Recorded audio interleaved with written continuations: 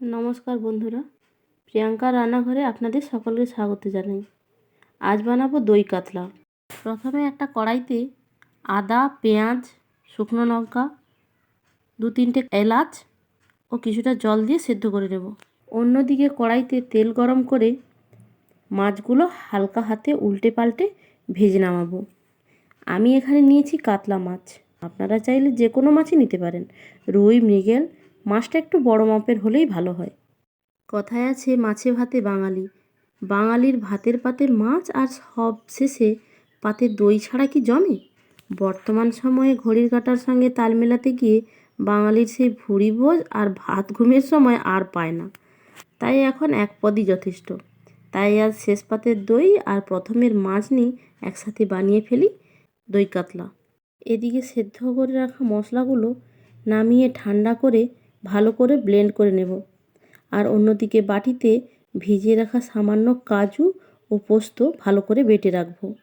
আর একটা বাটিতে নেব জল ঝরানো টক দই ও তাতে দেব কিছুটা লাল লঙ্কার গুঁড়ি, কিছুটা বিরিয়ানি মশলা ও কিছুটা চিনি দিয়ে ভালো করে ফেটিয়ে রাখবো। আপনারা চাইলে কাজু পোস্ত বাটার বদলে চিনেবাদাম বাটাও ব্যবহার করতে পারেন, স্বাদের বা ঘনত্বের খুব একটা ফারাক হবে না।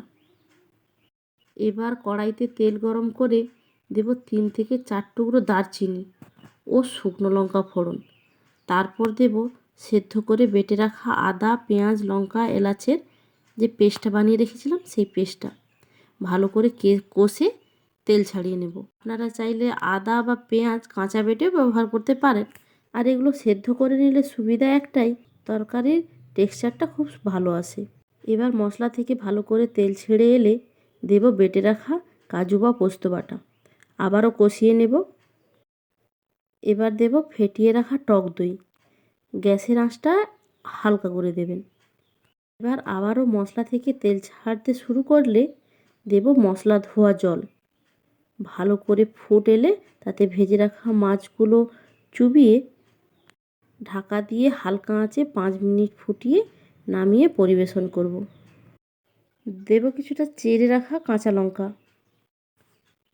সকালে কর্তার অফিস যাওয়ার সময় তাড়াহুড়ো করে খেতে বসে বিভিন্ন পদ দিয়ে খেতে যেমন বিরক্তিকর, তেমন সকালবেলা বিভিন্ন তরকারি রান্না করতেও বিরক্তি। তাই এরকম এক পদ রান্না করে নিলেই সব সমস্যার সমাধান।